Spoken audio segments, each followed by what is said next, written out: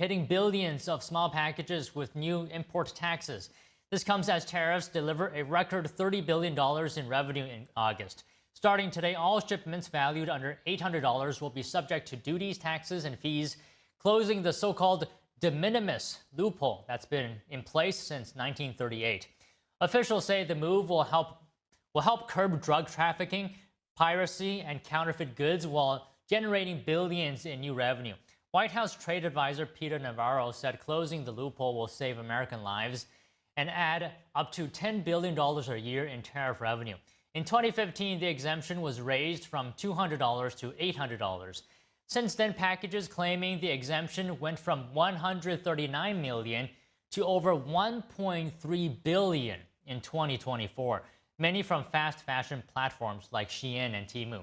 The administration stresses this change is permanent with no chance of reversal. The exemption's cancellation initially targeted China and Hong Kong, but today it was eliminated for all nations. Joining us now to discuss is Vance Ginn, president of Ginn Economic Consulting. He served as chief economist at the White House Office of Management and Budget under the first Trump administration. And we have Daniel Lacaille, chief economist at Tresses, a wealth management and financial service company.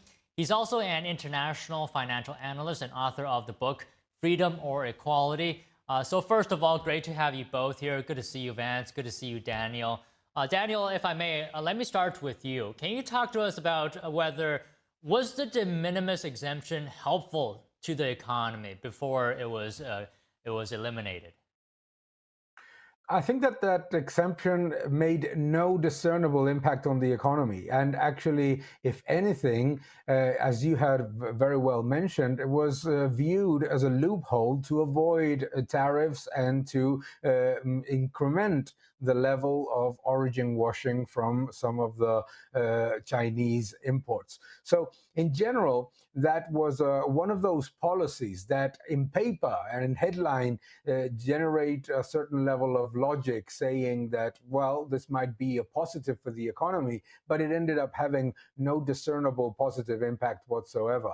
And what we have right now, as we have seen with the data recently, is that with the imposition of the new set of tariffs and the new commercial and trade agreements between other nations, what we have seen is that there is no inflationary impact. So I don't see that there will be any type of negative impact from changing it.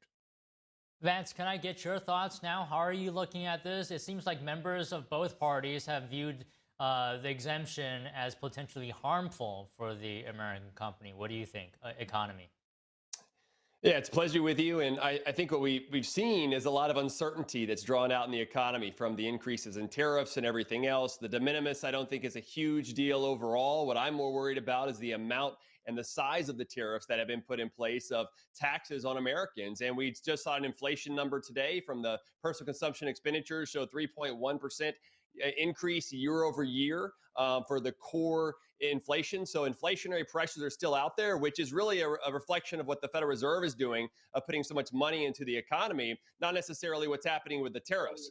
Inflation is always and everywhere a monetary phenomenon, not a tariff phenomenon, because that reflects relative price changes on things that have tariffs on them that we're importing, not necessarily on all, a lot of the general prices of goods and services across the economy. And so while I don't think the de minimis thing is too big of a deal, I'm more concerned about the tariffs and the trade protectionism that's going on, because at the end of the day, Americans should be free to purchase what they want to purchase from wherever they want to purchase. Right. We'll get into the tariff discussion in a bit more detail later. But right now, I just want to understand this de minimis exemption. Daniel, in your view, what are the benefits actually of getting rid of the exemption? Because you said earlier it didn't really have a positive impact noticeably on the economy. The most important one is that it will clarify the situation and avoid a loophole that has been generating a lot of this origin washing that I mentioned prior. Also has reduced significantly the revenues for the United States in terms of tariffs. But what I also think is that This idea that small packages need to be exempt and larger packages need not be exempt makes no sense from an economic standpoint. What we need to understand is you may disagree with tariffs or not. That is a completely different argument. But the idea that there's going to be a benefit for the economy by eliminating any type of tax, if you want, on smaller packages makes absolutely no sense. Think about it. Nobody would think that it's a good idea to, in Europe, for example, to reduce the VAT on a product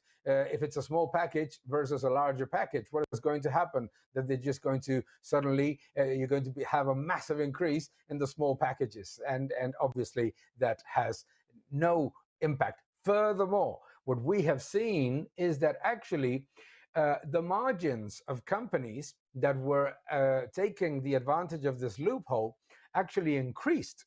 So it's not even something that was generating a positive outcome for consumers. It was simply something that benefited. And obviously, if you have a loophole, taking advantage of it is not a bad thing. I'm not questioning that strategy, but certainly it did not have any type of positive outcome, for consumers.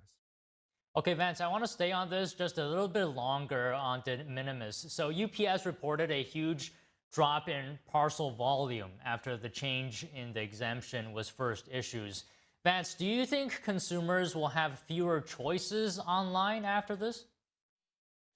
It depends. I mean, I think, like Daniel was saying, I think it's important not to pick winners and losers with the tax code, including the de minimis. No matter what the size should be, it should be up to us as consumers to be able to purchase that across the way. And so, we'll see how much of an impact this has. But, if they're reporting that it had an impact before, let's see what happens now. I mean, I think one of the things that we've seen within tax policy, and especially within tariffs and everything now with the de minimis and everything else, is there's a lot of complications. It's a labyrinth form of a maze of different taxes that are on businesses. And so removing some of those, like this de minimis situation, I think actually frees them up to make more profit-driven decisions versus what the government is telling them, okay, it's too small of a package or too big. That's just nonsense. It should not be a part of any sort of the tax code.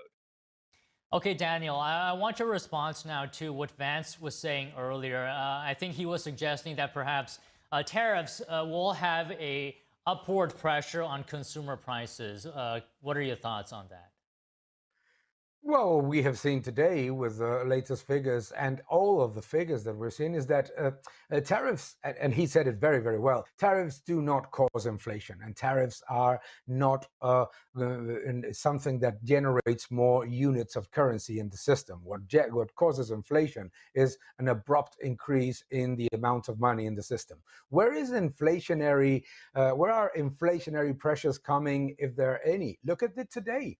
In financial services, it's coming from the enormous boost of the financial market and the stocks. And we saw the other day, for example, in the PPI, how the only real inflationary pressure came from the portfolio management and the financial services part. So all of these things are important. And what we need to go all the time back to is, instead of saying that tariffs are the cause of inflation, is to go back to what is reality and what is macroeconomic certainty, which is that money supply is growing, global money supply is growing, central banks are exceedingly dovish, there may be some level of inflationary pressure, but it's not going to come from tariffs. It's going to come from the destruction of the purchasing power of the currency, which is the only thing that makes aggregate prices go up.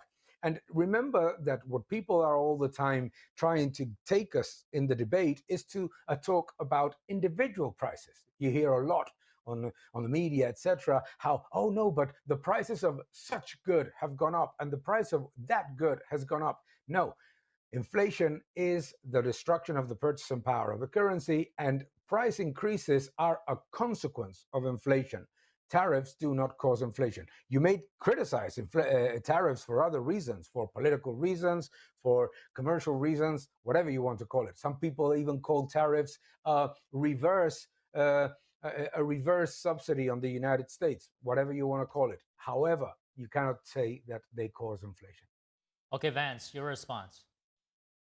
Well, I mean, I agree with him for the most part. I do think we see some inflation. Well, not inflation, but price increases when you look at steel. Steel here in the United States, prices are going up compared to Europe and other places. Some good charts out there recently that I've seen on that. We've also seen some of our other import prices have been increasing as well. So, but I mean, that's a direct reflection of the higher tax on those to Americans. I mean, tariffs are taxes on Americans. We should understand that. And I think this is part of the play that the Trump administration wants, is for Americans not to purchase as much imports, thereby increasing the price because they want to close trade deficits. I happen to believe that the trade deficit is not a concern because the current account deficit of goods and services is a capital account surplus of the flow of investments into the United States. And you could say, which one is the chicken or the egg? Which one is coming first? I'm not quite sure, but I do know that many people want to put money into the United States economy. It's the most stable economy in the world, even given the uncertainty that we have out there right now with some of the tariffs and other trade protectionism. And also, I think we really need to get focused on doing more here in the United States of controlling government spending, which is driving government debt and deficits. And that's creating higher interest rates than we otherwise would have and putting more inflationary pressure in the economy because the Fed wants to keep interest rates lower than what we would otherwise have. And right now there's a discussion about whether we should be cutting interest rates. And I'm fearful if we cut interest rates, that we'll actually see more inflationary pressures because the Fed will put more money into the economy. And so I would rather see us not do that at this point. They should be cutting the Fed's balance sheet, which is $6.6 trillion. Take all this together, what does this mean to Americans at home is that there is going to be higher prices that we're paying. We're seeing that in some of the inflationary pressures. It's not from the tariffs, it's from the debt from the federal government's printing or putting in place. And then the Fed, the money supply is increasing to basically monetize a lot of that debt. That's really where we should be looking at. Okay, Daniel, a couple of points for you to respond to. How do you explain the price pressures on steel perhaps going up and how are you looking at government spending? Oh, but the idea that prices of steel in America are rising because of tariffs and they're not rising in Europe because that the cause is tariffs. No, it's because the European economy is in an absolute disaster mode. That is what's happening. The reason why steel prices in an industry that is overloaded with capacity. Overcapacity is the norm in the steel industry. So what is happening actually is that there is overcapacity in steel. No country wants to reduce capacity. At the same time, some countries in Europe particularly are subsidizing the production of steel, and the price of steel in Europe is actually not declining, is going up at a slower pace for a very simple reason, that Germany, France, that most of the large economies in Europe are actually in stagnation, and the ones that are allegedly growing, like Spain or Italy, are because of services tourism. So that has absolutely zero to do with tariffs. Furthermore, if there is a sector that proves that tariffs don't cause inflation, that is the commodities sector. Look at anything that goes from oil to natural gas to coal, everything. What is proving is that actually producers have the ability to, not producers, but the entire chain of is very complex and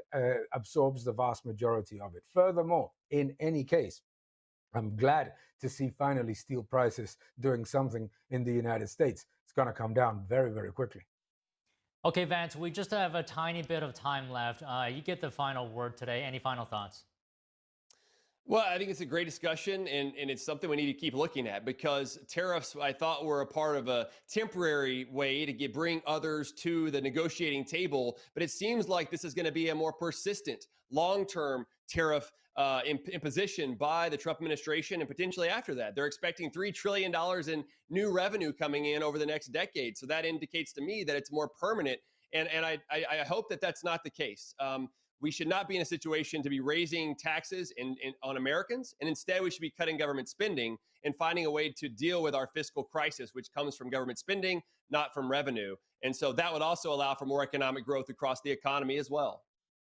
Well, one thing's for sure, that this topic is probably going to be discussed for the foreseeable future as long as the tariffs are in place. Thank you very much for your time today, Vance and Daniel. Thank you. Great pleasure. Coming up today is the